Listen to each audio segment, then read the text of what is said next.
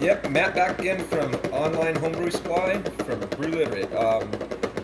We got this thing to a full-on boil. We're gonna pull her out. We have to let this cool before we stick it on the stir plate. Bring this down to room temperature as quick as we can. We'll shut off our power over here. Gets a little quieter. Once this comes down to room temperature is when we add the yeast. So right now I'm just gonna cover it with a piece of foil to keep it from getting contaminated. First thing I'm going to do, take the foil, and I'm going to flame it with a butane torch.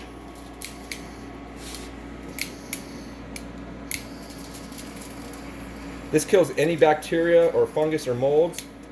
We do the same thing with the lip of the jar. And we do this also when we add our yeast just prior to that, so we make sure it's sanitized.